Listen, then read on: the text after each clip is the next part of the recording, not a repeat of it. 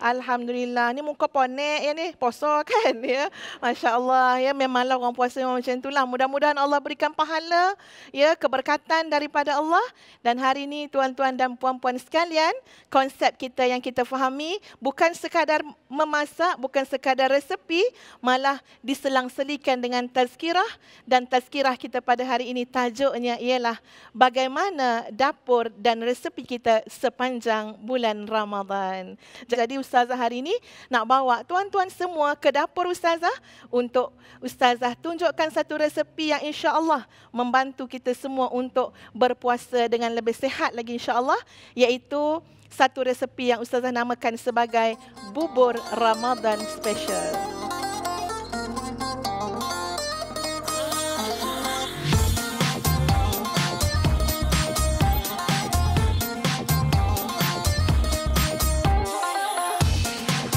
Tuan-tuan dan puan-puan, mari kita mulakan. Ustazah nak tunjuklah ni ya. Yang ini Ustazah dah siapkan awal-awal lah ni tuan-tuan ya.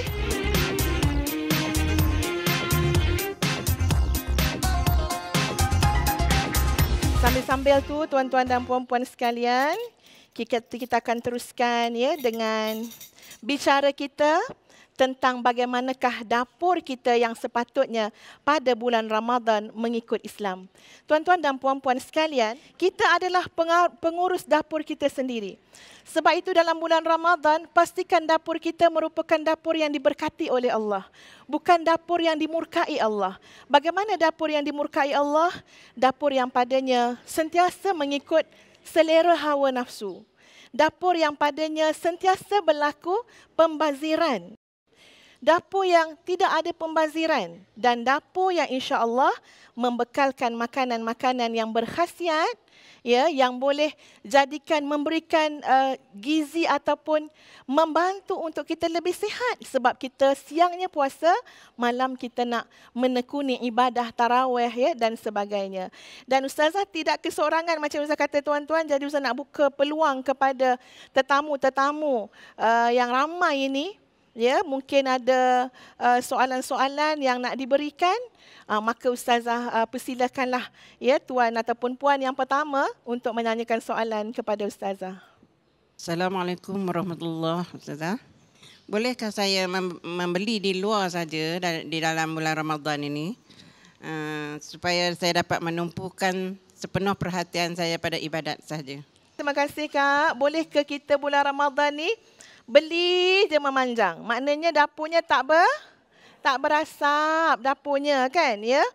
Kalau tanya Ustazah, pandangan Ustazah tuan-tuan dan puan-puan sekalian, tak bolehlah asyik beli je sampai dapur tak berasap ya. Sebab masakan kita di rumah jauh lebih baik daripada yang kita beli di luar. Baiknya di mana? Baiknya kerana kita memasak sebagai ibu, sebagai kakak ya, sebagai mak, kita memasak dengan keikhlasan dan kasih sayang. Sesuatu yang datang daripada ikhlas dan kasih sayang, natijahnya pasti tidak sama dengan sesuatu yang kita buat tanpa ya kasih sayang, keikhlasan, mungkin nak fikir keuntungan dan sebagainya. Ya, jadi kena diuruskan jadual di dapur tuan-tuan.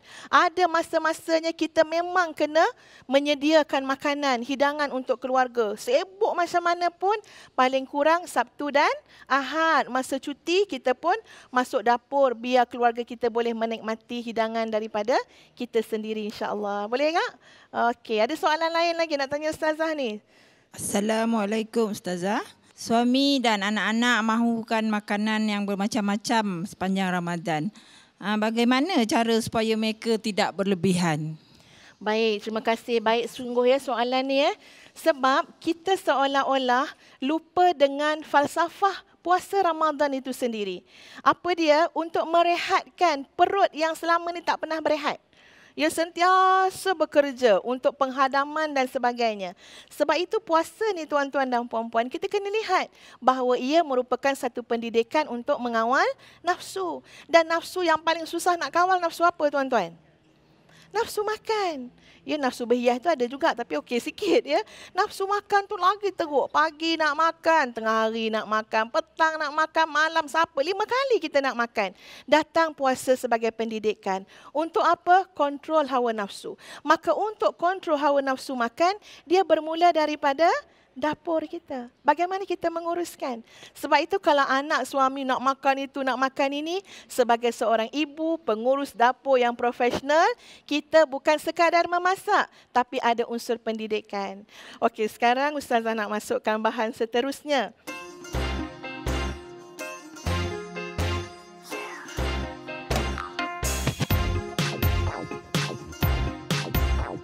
Ikan bilis yang telah digoreng.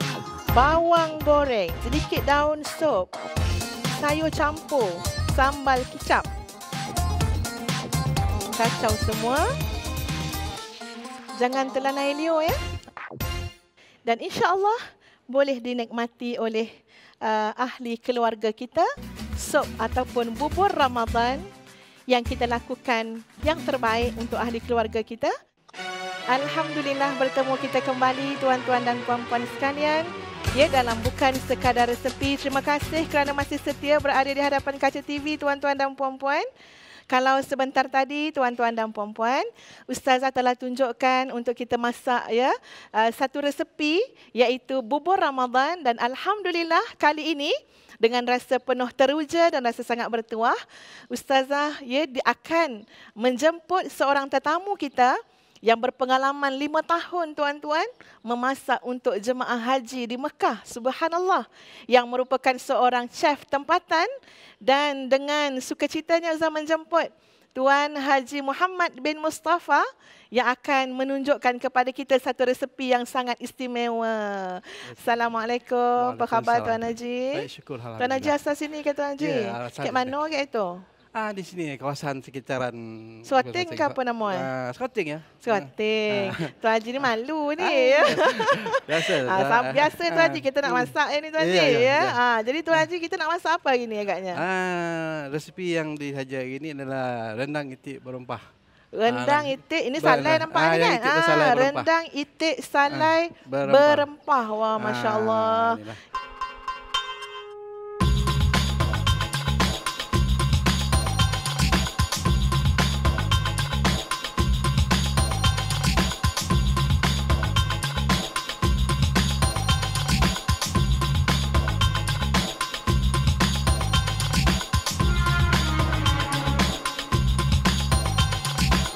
Tuan Haji kita tumiskan penumis itu. Ya, sama-sama kita ingat kembali bahawa kita sedang berbincang tentang bagaimana dapur dan resepi kita sepanjang bulan Ramadan. Bagi Ustazah, resepi kita sepanjang bulan Ramadan. Okey, ni masukkan halia ya tuan-tuan ya. Okey, halia. Wah, naik baunya ya. Bawang putih ya. Ya, saya masukkan bawang putih. Biarlah resepi kita sepanjang bulan Ramadan ini tidak terlalu sukar sangat tuan-tuan. Kalau nak buat yang payah-payah boleh pilihlah hari Sabtu ataupun hari Ahad. Ada anak-anak boleh tolong. Yang lain-lain, ya saya itu bawang merah. Bawang merah. Ustazah ni memang suka ceramah Tuan Haji ya. Orang nak masak kita sibuk berceramah kan. Tak apa, lepas bawang merah apa dia Tuan Haji? Lepas tu kita masukkan rempah ya. Rempah? Rempah. Bukan terempah ya? Rempah. Kita masukkan rempah adabi tuan-tuan. Inilah yang mahal benar ni ya.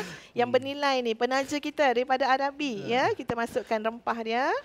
Nak tanyalah satu soalan. Tuan Haji kat rumah Tuan Haji masak ke isteri masak? Sesekali, tengok jujur minggu sama-sama. Sesekali lah. Sesekali. Okeylah, alhamdulillah syukur ya suami yang tolong isteri masak ya. Itu pun di antara pengurusan yang baik juga. Sebenarnya tuan-tuan dan puan-puan sekalian, macam Ustaz katakan tadilah ya, banyak sangat kelebihan memasak di rumah berbanding dengan kita beli dekat luar. Ya, kita boleh bagi sesuatu yang berkhasiat sangat kepada ahli keluarga kita, terutama orang yang puasa ni, dia sangat perlukan sesuatu yang berkhasiat.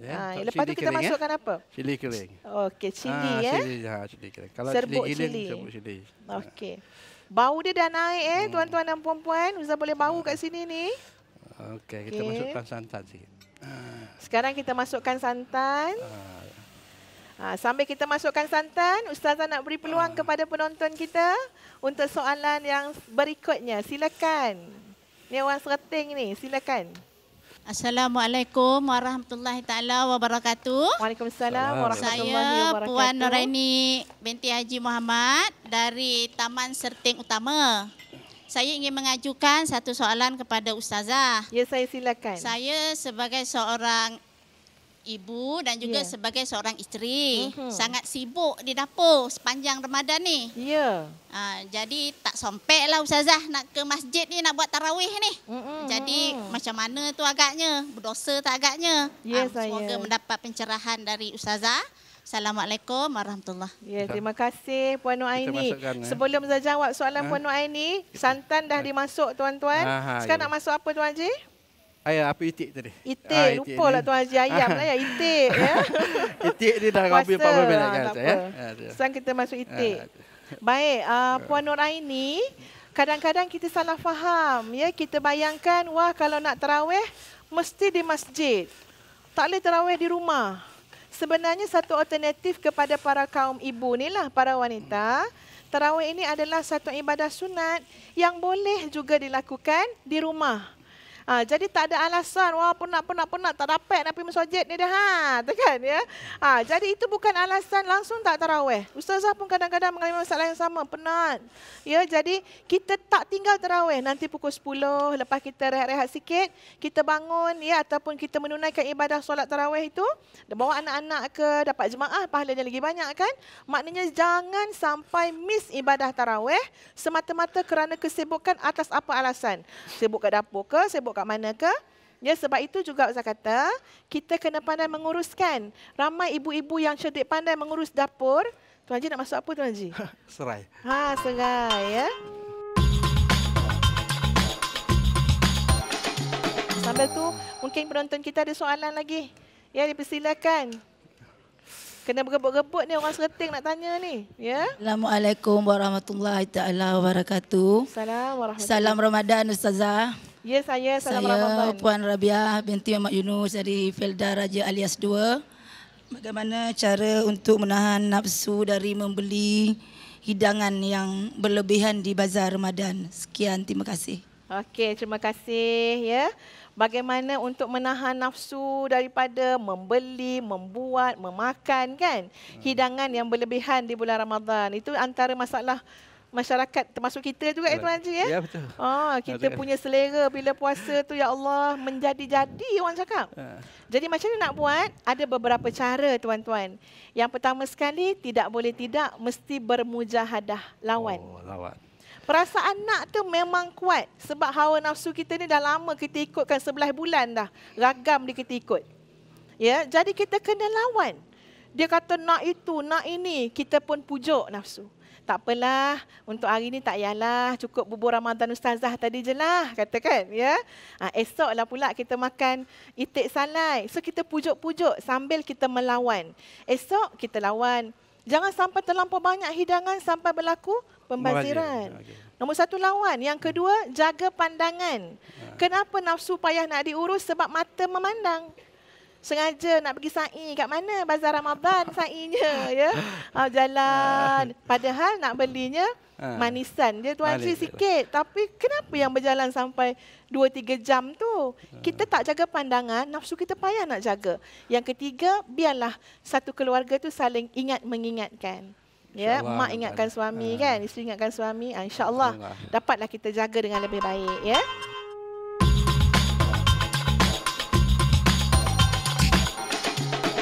Tuan-tuan dan puan-puan sekalian, nampaknya ya gulai kita sedang mendidih. Ya, apapun kita berehat seketika. Tuan-tuan dan puan-puan jangan ke mana-mana kerana insya-Allah kita akan kembali selepas ini. Alhamdulillah, terima kasih tuan-tuan dan puan-puan yang masih setia terus ya di hadapan kaca TV bersama Bukan Sekadar Resepi bersama dengan Ustazah pada hari ini dan tetamu Ustazah ya. Dan inilah dia tuan-tuan hasil daripada apa yang telah kami masak sebentar tadi. Yang pertama sekali ialah resepi daripada Ustazah, iaitu bubur Ramadan istimewa ya Tuan Haji ya. Tuan Haji mungkin boleh cerita pula yang Tuan Haji punya Tuan Haji. Ini adalah rupa yang dimasakkan tadi untuknya. Ini yang lawa tadi lah. Itik salai yang berempah tadi. Ini dia rendang. Rendang ya, itik salai berempah. Itik salai berempah.